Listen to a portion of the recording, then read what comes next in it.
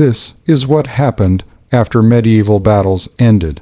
When the real killing began, the wounded were systematically executed, and the dead became a commodity worth more stripped naked than they ever were alive.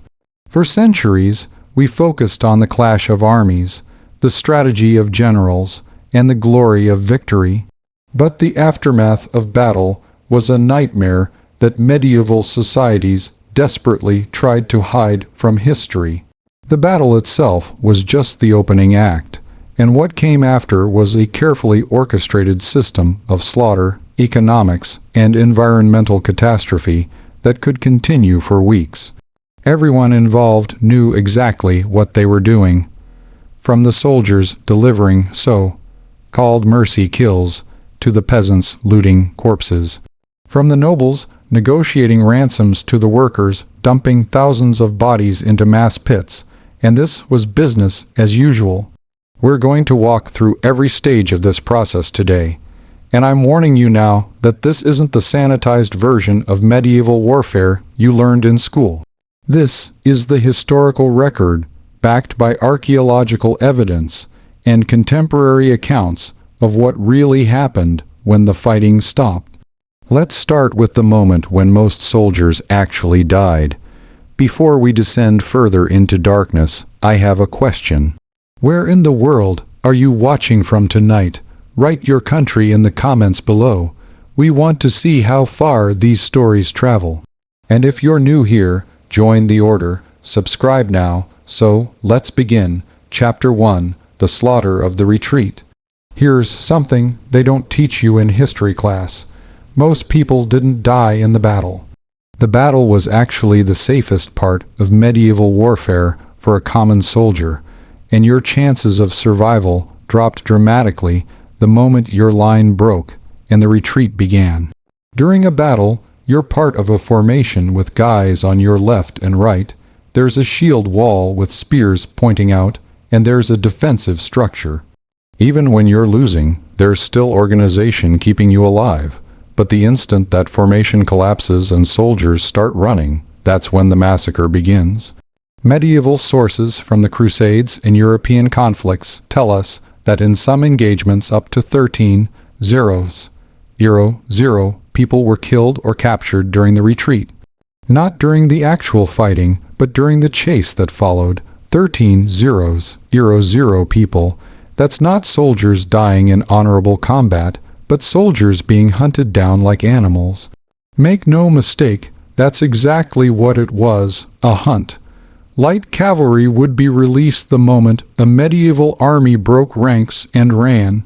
And these weren't the heavily armored knights you see in movies, because those guys were too slow for pursuit. Fast-moving horsemen on quick horses had one job, which was to chase down fleeing infantry. And a man on foot, who's exhausted from battle and wearing armor while trying to run through mud or forest or fields, isn't outrunning a horse ever.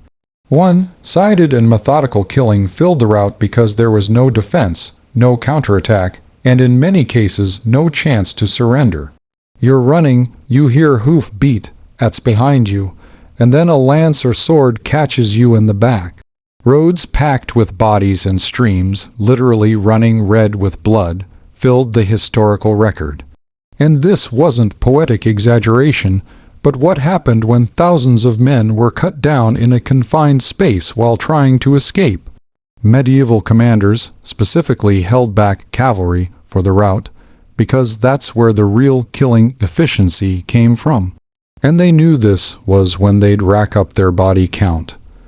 During the battle itself, you might wound a guy, and he might wound you in this back and forth exchange. But in the rout, it's slaughter. The soldiers doing the chasing had every incentive to kill as many as possible because dead enemies meant safety for your own side. Eliminating future threats meant the enemy couldn't regroup, couldn't reform their lines, and couldn't come back for round 2. And eliminating meant killing everyone you could catch. Soldiers who survived often talked about the retreat being worse than the battle. And here's why. At least in combat, you felt like you had a chance to fight back and defend yourself. Running meant turning your back on trained killers on horseback, and you knew that every second could be your last. The psychological terror of the rout might have been worse than the physical danger of the battle line. If you did manage to escape the immediate pursuit and made it to the treine or hid in a ditch, congratulations, because you just entered the second phase of the post-battle nightmare. Now you're wounded, exhausted, probably separated from your unit, and there are going to be other people looking for you. The retreat system was so effective that some military historians argue it was the most lethal aspect of pre-gunpowder warfare, more than disease, more than siege warfare, and more than the actual battles. The systematic hunting down of broken armies may have killed more soldiers than anything else in medieval military history. And yet, it barely gets mentioned in the historical narratives we tell ourselves about these battles. We've completely sanitized warfare in our cultural memory, and that strikes me as dishonest. We focus on the decisive battles, the strategy, and the formations, which are all the organized parts. But the real meat grinder was the chaos after the organization broke down. Most soldiers didn't die in some kind of structured combat, but died running away, getting stabbed in the back, and drowning in rivers while trying to escape. There's no glory in that, no honor and no heroism, just terror and death. Maybe that's why we don't talk about it much, because it's too honest about what war actually is. Chapter 2. The Dark Reality of Mercy. Let's say you didn't die in the retreat, and got wounded in the battle itself. Maybe took an arrow, got cut by a sword, or got knocked down and trampled.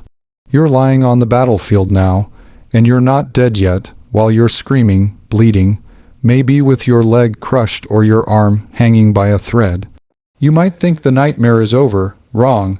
Someone is going to come along and help you, which brings us to the coup grace, the blow of mercy. And you need to understand that this wasn't some occasional battlefield practice. This was systematic. After a medieval battle, soldiers would walk the field with specialized knives called misericords, which literally means mercy blades, and they would finish off the wounded, all of them, one by one.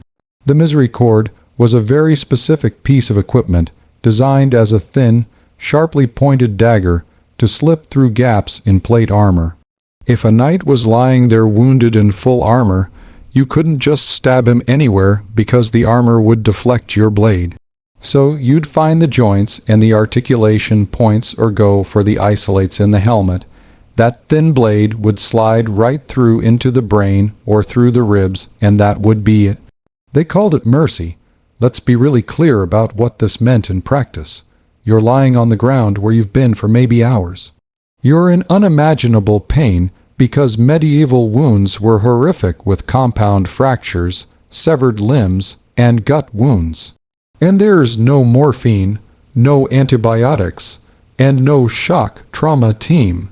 Fully conscious while you're screaming, someone walks up, kneels down, and without a word drives a knife through your eye socket into your brain. That's mercy in medieval warfare. The historical sources try to frame this as compassionate. And maybe, in the context of medieval medicine, it actually was because if you had a gut wound in 1346, you were going to die over the next 3 or 4 days in absolute agony. There was no saving you. So from that perspective, a quick death might have been preferable. But let's not romanticize this, because we're talking about walking a battlefield, systematically executing wounded men who are begging for help. And here's the really dark part. Mercy wasn't the only reason they did this, because it was also practical, and wounded soldiers created problems. They needed care, they needed to be moved, and they needed resources, which meant an army that just won a battle doesn't want to deal with thousands of screaming, wounded enemy soldiers. That's a logistical nightmare, and also a security risk, because wounded soldiers can still stab you if you get close enough. They can give intelligence to the enemy if they're captured, and they can recover and fight again later. The coupe grace served multiple purposes all at once. Merciful to the dying, it cleared the battlefield for the scavengers who were about to arrive and eliminated any future threat from wounded enemies. Practical, efficient, brutal. Museums have collections of misery cords, and when you see them in person, there's something deeply disturbing about them. They're elegant in a way with beautiful craftsmanship and often with decorated hilts, but they were designed for one purpose, which is efficiently killing helpless people. That combination of artistry and function really drives home how normalized this practice was. Because this wasn't some improvised battlefield horror, but a specialized tool carefully made with one job to do. Contemporary sources described this practice matter of factly, with no moral hand ringing in the chronicles, and no debates about whether this was right or wrong. Described as part of what happens after battle, the phrases used are clean and simple. The wounded were dispatched. Mercy was given to the dying. Clean, simple language for what was essentially battlefield execution on an industrial scale. And let's be honest about who was doing this killing, which wasn't usually the knights or the nobles, but the common soldiers, the sergeants, and maybe the camp followers. These were the people who had to do the actual dirty work of warfare, while the aristocrats were busy figuring out which captured nobles to ransom. And these were guys who just survived a battle, who were probably pretty shaken up themselves, and now they had to walk around stabbing wounded men in the face. That's the kind of psychological burden that doesn't show up in the medieval chronicles, but you know it was there. There's also this reality that not everyone who was given mercy was actually dying. Sometimes soldiers were finished off because they were in the way, or because the army was moving out and couldn't bring prisoners, or just because no one wanted to deal with them. The term mercy provided a nice moral cover for what was often just expedient murder. And if a wounded soldier looked too poor to ransom and too injured to be worth keeping as a prisoner, well, the misery cord solved that problem. What bothers me most about the coupe grace is how we've let the language shape our understanding of what really happened. Mercy, killing sounds almost noble and sounds like compassion. But when you actually think about what this meant, which is thousands of wounded soldiers having their lives ended by strangers with knives, it's just execution. Mass execution of the wounded, we've wrapped it in this linguistic bow that makes it sound acceptable. But strip away the medieval terminology and you're left with something pretty horrific. And yet, it was considered normal and standard operating procedure. That's what gets me, not that it happened, but that everyone just agreed this was fine. Chapter 3, The Scavengers Descend. The battle's over. The retreat has been hunted down, and the wounded have been dealt with. Now the battlefield goes quiet for a bit, but not for long, because Phase 3 begins when the locusts arrive. Within hours, sometimes even while the fighting was still happening on other parts of the field, the scavengers would start their work. When I say scavengers, I'm talking about everyone who showed up. Camp followers, local peasants, soldiers from the winning army, and professional looters who followed armies around just for this opportunity.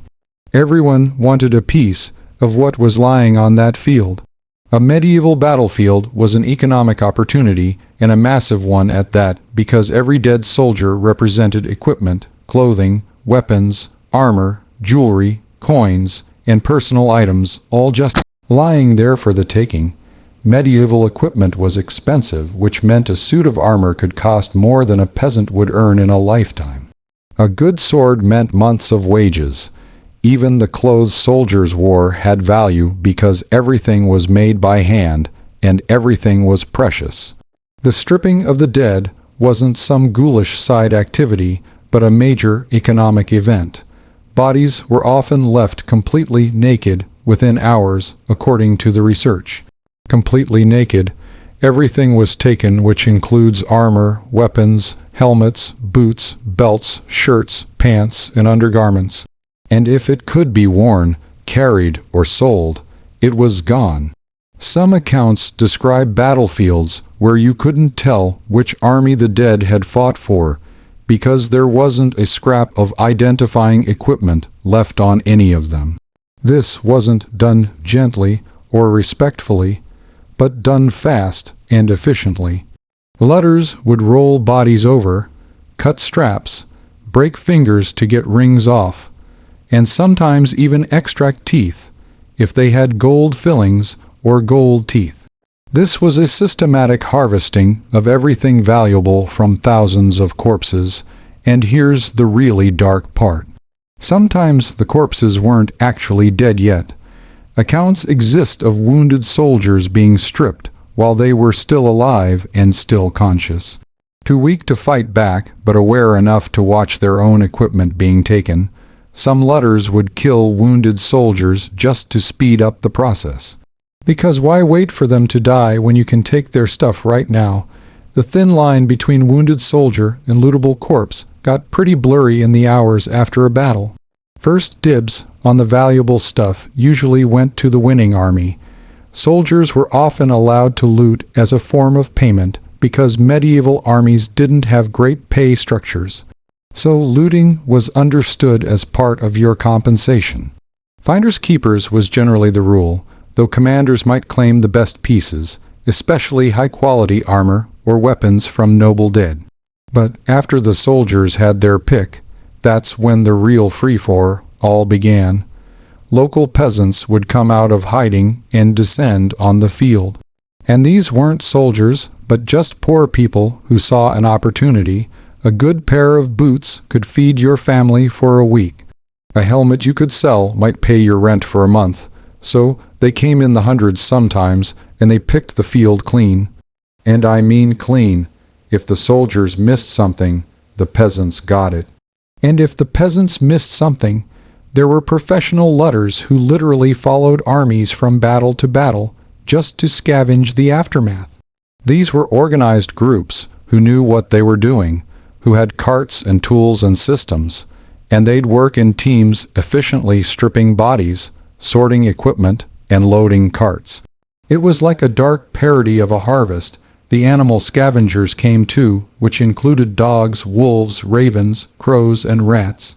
And medieval battlefields attracted every carnivorous animal in the region. These animals weren't just eating the dead, but were often competing with humans for the remains. Descriptions exist of lutters having to fight off dogs to get to bodies, of crows so numerous they darkened the sky, and of wolves bold enough to drag bodies away while humans were still working. Nearby, within a day or two, a battlefield with thousands of dead would be stripped completely clean of anything valuable. What was left was naked corpses, scattered bones, and the overwhelming stench of death. While everything else, every piece of equipment and every scrap of cloth would be gone and redistributed into the medieval economy through a network of sellers, traders, and markets that specialized in battlefield salvage. Think about the economic scale of this for a second. After a major battle, tons of metal, leather, cloth, and other materials would flood into the local economy, and this stuff would be sold, refurbished, melted down, and repurposed. A knight's armor would end up on 5 different people. Swords would be reforged into farm tools. Shirts would be patched and sold in village markets. The battlefield was feeding a whole ecosystem of commerce. Nobody thought this was weird or wrong, and this was just what happened. The dead don't need their stuff, and the living do. Simple as that. What really strikes me here is how thoroughly we've removed economics from our understanding of medieval warfare. And we think of battles as these noble or strategic events. But there was this whole layer of commerce happening that was just as important to the people involved. For every knight thinking about honor and glory, there were dozens of people thinking about how much they could loot.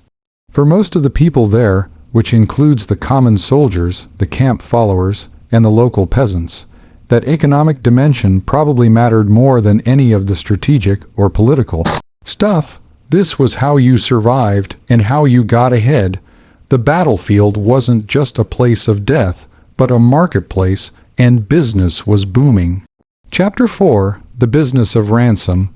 We need to talk about the absolute strangest part of medieval warfare now, which is the fact that whether you lived or died after a battle often had nothing to do with how badly you were wounded, how bravely you fought, or even which side won. It had to do with how much money your family had. Medieval warfare operated on a strict financial hierarchy.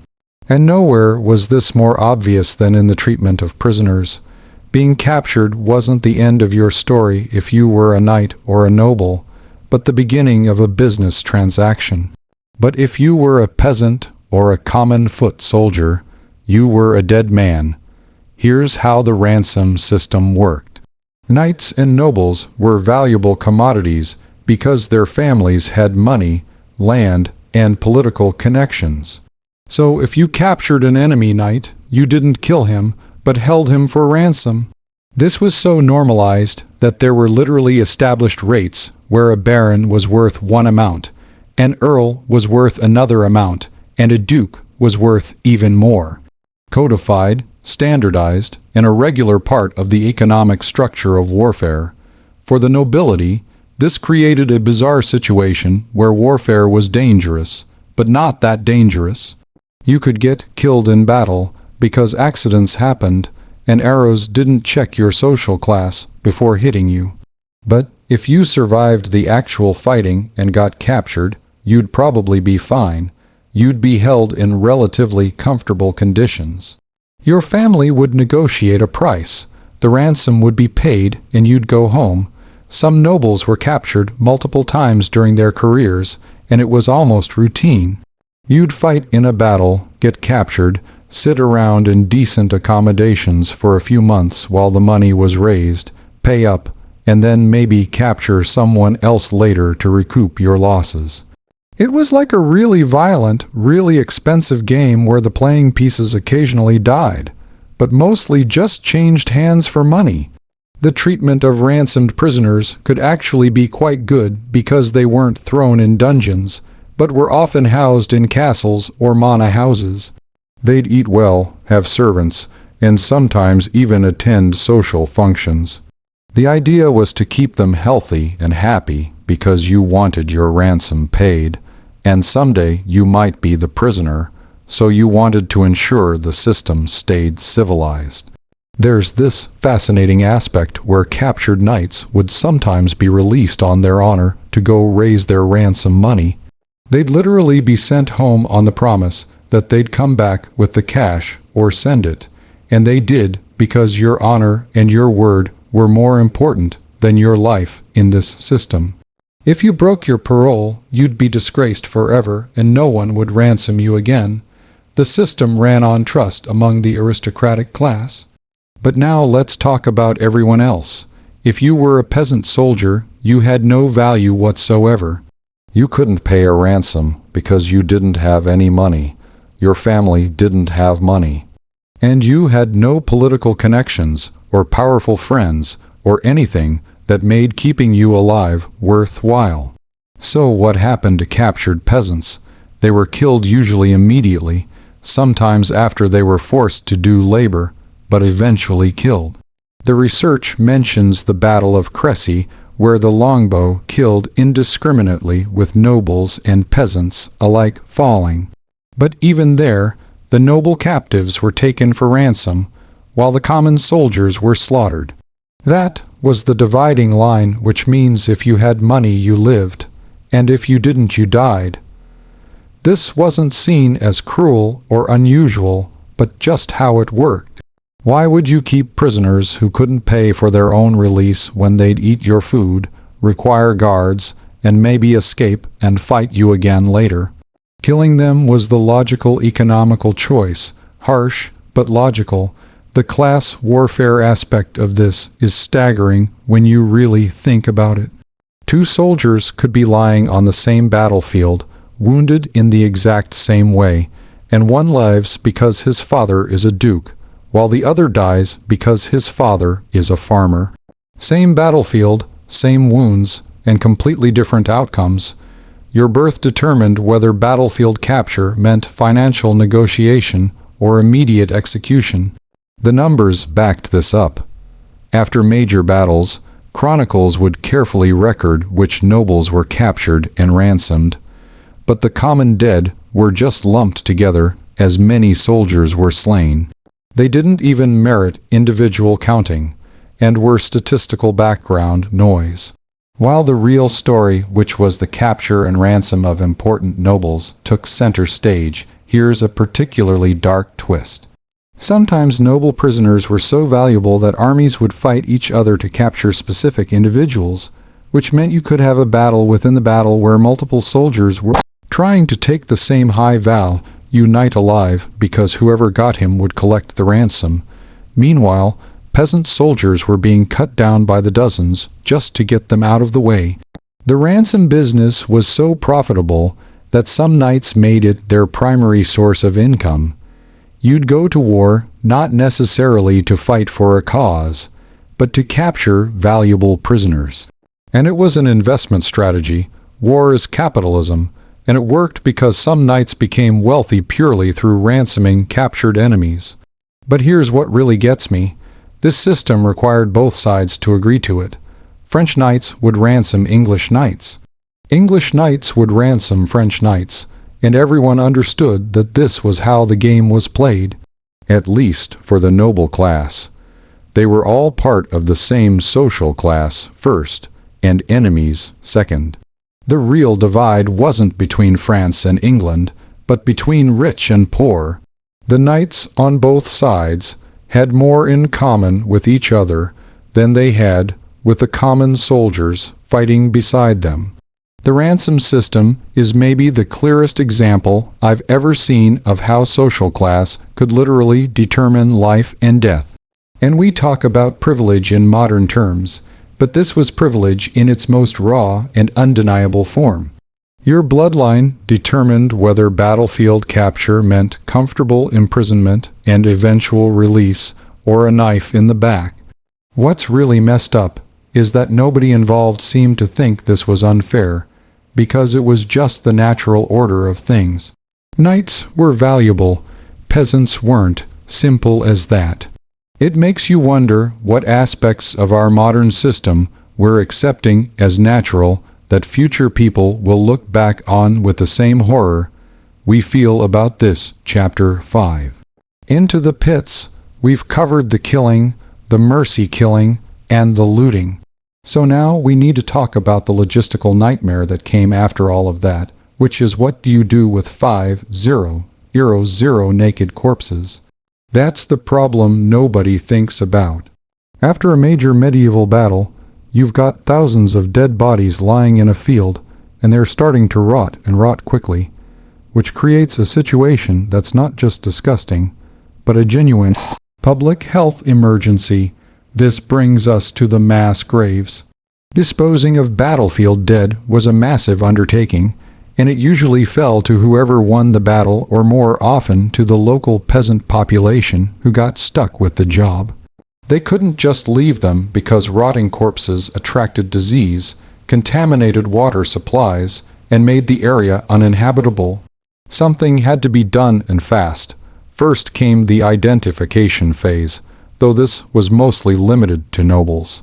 Heralds and officials would walk the field trying to identify high-status dead, so they could be properly buried or returned to their families for a fee, of course. But for the vast majority of dead soldiers, there was no identification. They were anonymous in death, as they'd been in life. Then came the stripping, which we've already covered. But once the bodies were naked, and the valuable stuff was gone, the real work began with disposal. The standard method was mass burial, where you dig a big pit, dump the bodies in, and cover them up. Simple, efficient, and horrifying. The problem was the scale, because after a major battle, you might be dealing with thousands of corpses, which meant enormous graves or trenches really that required substantial digging. This was back-breaking labor, and it often took days or weeks to complete. Let me give you a specific example from the research. The Battle of Visby in 1361 has been excavated by archaeologists, and they found over 185 people in just one pit. One pit, and here's the really interesting part, because they were buried in their armor, and the bodies were rotting so fast in the summer heat that the locals couldn't strip them quickly enough. They literally had to just throw them in the ground with all their equipment still on to prevent disease from spreading. Think about that. Armor was valuable, really valuable, and worth months or years of wages. But rotting human flesh on such a scale meant people just gave up and buried the armor with the bodies because the alternative was worse. That tells you something about how desperate the situation must have been. The Visby excavation is actually one of our best windows into what medieval mass graves looked like. Bodies were thrown in haphazardly with no organization and no ceremony, and they're tangled together, jumbled up, some face down, and some face up with no care taken in how they were positioned. It looks exactly like what it was, which is a desperate attempt to get rotting bodies underground as fast as possible. Visp wasn't unique because this was the standard practice across medieval Europe. After every major battle somewhere, peasants were digging enormous pits and filling them with corpses. These graves are still being discovered today when archaeologists find them during construction projects, road building, and any kind of excavation in areas where battles occurred. They're all the same, with large pits, multiple bodies, and minimal care taken in burial. The logistics of this are staggering when you really think about it. Let's say you need to bury 3,000 bodies, where the average body requires about 6 to 8 cubic feet of space. So, you're looking at digging roughly 20,000 to 24,000 cubic feet of earth without modern equipment, using medieval shovels and hand tools in a field that's probably torn up from the battle, potentially muddy and maybe still filled with debris and bodies. Dozens of workers would need multiple days just to dig the hole. And then you've got to physically move thousands of decomposing bodies into it. Remember, these aren't fresh bodies. By the time the digging is done, these corpses have been lying in the sun for days, and they're bloated. They're leaking, and they smell unimaginable. The people doing this work are doing it without gloves, without masks, and without any kind of protective equipment. Just their hands and whatever cloth they can wrap around their faces. Sometimes they'd use lime powder. The research mentions this, where lime was thrown into mass graves to accelerate decomposition and mask the stench, which is a practical solution. But it also tells you how bad the smell must have been if they were willing to use a valuable commodity like lime just to cover it up. And even with lime, these grave sites would reek for weeks. There's also the question of what happened to the horses, because battles didn't just kill humans, but killed hundreds of horses too. And a dead horse is a much bigger disposal problem than a dead human. Some sources suggest horse carcasses were just left to rot where they fell or dragged to the edges of the battlefield. Massive, decomposing horse corpses scattered around a field and being picked apart by scavengers for weeks.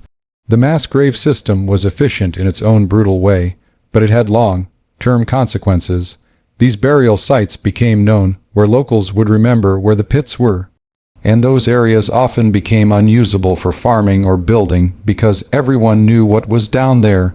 Some medieval battlefields have layers of archaeological evidence showing that land went unused for generations after a major battle. What really gets me is how mundane this must have become for the people who lived through it. If you were a peasant in a region where armies frequently fought, you probably participated in this kind of mass burial multiple times in your life, and it would just be part of the rhythm of medieval existence, where armies come, battle happens, you hide, then you come out and help bury thousands of corpses, and then life goes on. The archaeological evidence from sites like Visby shows us something else too, which is there was no ceremony, no ritual, and no prayers for most of these dead. They were just disposed of. The church might perform last rites for important nobles, but the common dead were waste management problems, not individuals worthy of religious ceremony. And here's something the research emphasizes: this was all done in haste, not because people were being disrespectful necessarily, but because time was critical. Every hour those bodies stayed above ground was another hour of disease risk, another hour of contaminated water, and another hour of health hazard for everyone in the area. The mass grave wasn't about honoring the dead, but about protecting the living. Some commanders would try to organize proper burials for their own dead and create separate graves for their soldiers versus the enemy.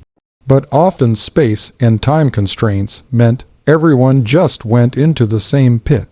French, English, German, and Italian didn't matter because in death everyone ended up in the same anonymous hole in the ground. You know what haunts me about these mass graves? It's the anonymity. Thousands of people who had names, families, lives, and stories all got reduced to bones in a pit, and will never know who they were.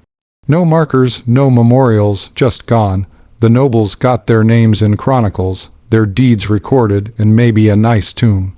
But these guys, these common soldiers who did most of the actual fighting and dying, they disappeared into the earth without a trace. It feels deeply unfair. Even across 7 centuries, these weren't just bodies to be disposed of, but people. That's not how medieval society saw it, though, and that's not how they were treated. Sometimes I think the mass grave is the truest monument to medieval warfare, because it's impersonal, efficient, and utterly unconcerned with individual human dignity. Chapter 6. The Invisible Killer. Let's say you survived the battle. You survived the retreat. You didn't get mercifully killed by a misery cord. You managed to avoid the looters, or maybe you were one of them. You dug the mass graves, or you got out of the area before you had to. You think you're safe now because the battle's over. The dead are buried and it's time to move on. Wrong. Disease arrives as the invisible killer, and disease didn't care if you won or lost, if you were a soldier or a civilian, or if you were rich or poor. Disease killed everyone it could reach, and after a major battle, it had plenty of opportunities. The problem was simple. You've got thousands of decomposing bodies, dead horses, contaminated water, destroyed sanitation systems, and massive groups of people living in close quarters. That's a recipe for an epidemic, and that's exactly what often happened. The weeks after a battle could be just as deadly as the battle itself, just in a different way. Let's start with the most obvious issue, which is the corpses. Even after they were buried, those mass graves were contaminating everything around them because bodies decompose by releasing fluids and gases. And in a mass grave with thousands of bodies, that's a lot of biological contamination seeping into the ground. It gets into the water table, it contaminates wells, and it pollutes streams.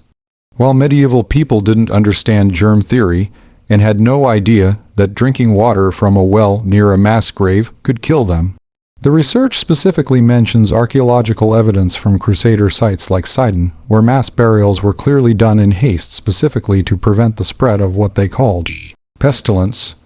Medieval people didn't know about bacteria or viruses, but they understood that rotting bodies caused sickness somehow. They called it bad air or miasma, and they weren't completely wrong because the presence of decomposing organic matter did correlate with disease, even if they didn't understand the mechanism. But rapid burial couldn't solve everything. The damage was already done because water supplies were already contaminated, and the air was already full of they were right about the bad air part. Even if they were wrong about why it was bad, flies breed in rotting flesh and then land on food. Rats feed on corpses and then carry disease into human settlements. The ecosystem of disease vectors was fully activated after a major battle. The living were creating their own health crisis too, not just the dead. Medieval armies traveled with huge numbers of camp followers like cooks, washerwomen, merchants, prostitutes, and families of soldiers. And after a battle, you've got thousands of people living in temporary camps with no real sanitation infrastructure. Human waste, food waste, and animal waste all just accumulating, created a perfect environment for diseases like dysentery, typhoid, and cholera. Then there's the wounded. Medieval surgery was primitive, and battlefield wounds were particularly nasty with crush injuries, penetrating wounds, and burns, all prone to infection in an era before antibiotics. The mortality rate for serious wounds was extremely high, not necessarily from the wound itself, but from the infection that followed. And infected wounds smell terrible, attract flies, and spread bacteria to everyone nearby. Here's what makes this particularly insidious.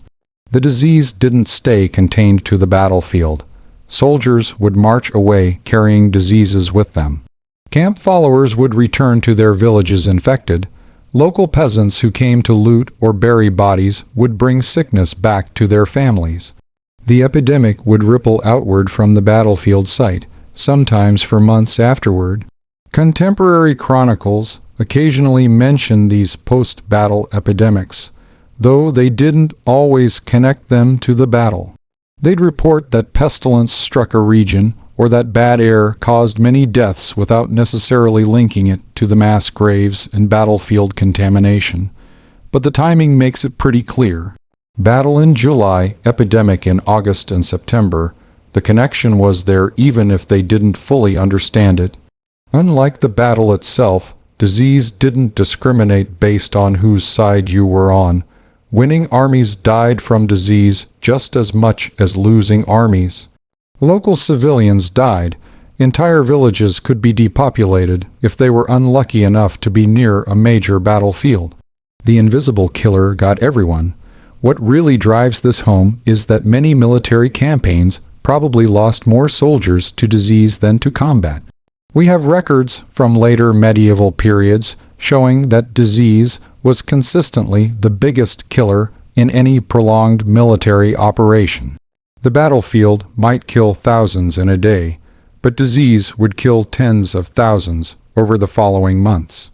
There was no real defense against it. Medieval medicine couldn't treat bacterial infections.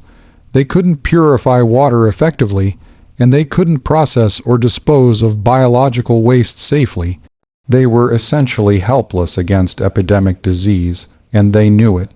That's why there was such an emphasis on rapid burial of the dead, because it was one of the few preventive measures they had. The archaeological evidence backs this up. When researchers examine medieval mouse graves, they can often see evidence of infectious disease in the bones like peristitis, osteomyelitis, and other markers of serious infection that predated death. These weren't people who died quickly from sword wounds, but people who died slowly from infection and disease. Here's a particularly dark aspect. The disease aftermath meant that battlefield sites often remained dangerous for months or even years. Areas around major battlefields could become known as sickly regions, places where people mysteriously died even long after the armies had moved on. The contamination was so thorough and medieval sanitation was so inadequate that the effects could linger for a very long time. Think about what this meant for military strategy. A general might win a brilliant tactical victory, but then lose half his army to disease over the next month. And the strategic value of winning a battle could be completely negated if the disease outbreak was bad enough. Some historians argue that this factor, the disease vulnerability of armies after battle, significantly influenced medieval warfare. Generals would try to win battles quickly and then move their armies away from the area as fast as possible, specifically to avoid the disease zone. What really gets me about the disease factor is how it reveals the fundamental vulnerability of medieval society. They had no defense against microscopic organisms they couldn't even see, and all their armor, all their weapons, and all their military prowess were useless against bacteria. They knew they were helpless too. They knew that winning a battle could still mean watching your army die slowly over the following weeks. That must have been terrifying in a way we can barely imagine today, because we're used to medicine actually working and to diseases being treatable. They had none of that and just had to wait and hope they didn't get sick, and often that hope wasn't enough. The invisible killer might have been the most democratic force in medieval warfare because it killed everyone regardless of status, skill, or which side they fought for. Final thoughts, so there it is.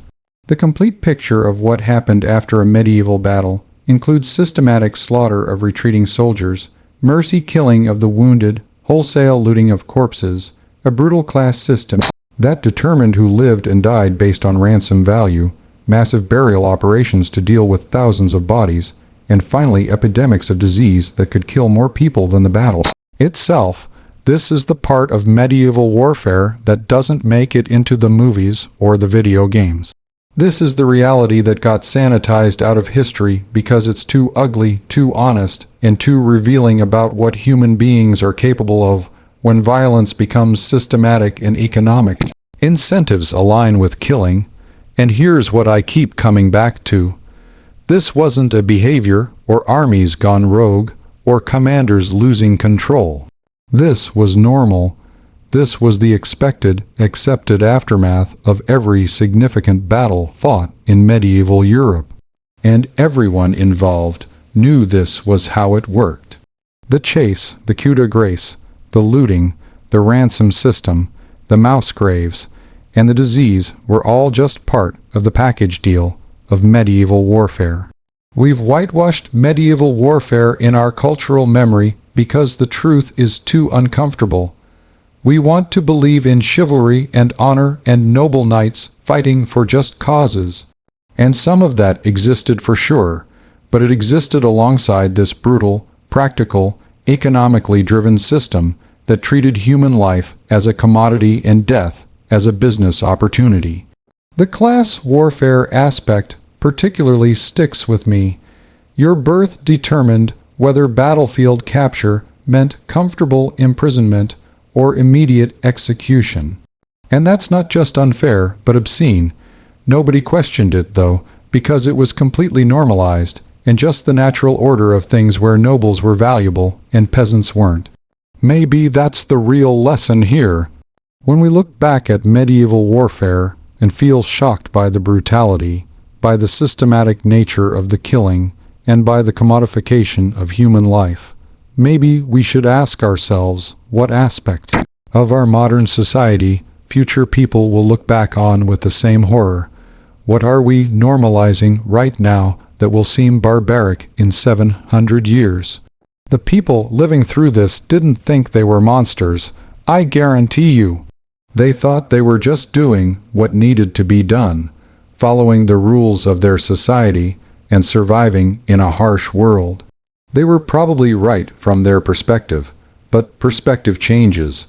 What seems normal becomes horrifying with distance and context. The medieval battlefield aftermath is a window into a world that operated on fundamentally different values than ours, where life was cheaper, death was more common, and brutality was more accepted. But the people were still human, and human psychology hasn't changed that much. They felt pain, fear, and grief just like we do. They just lived in a system that channeled those feelings in very different directions.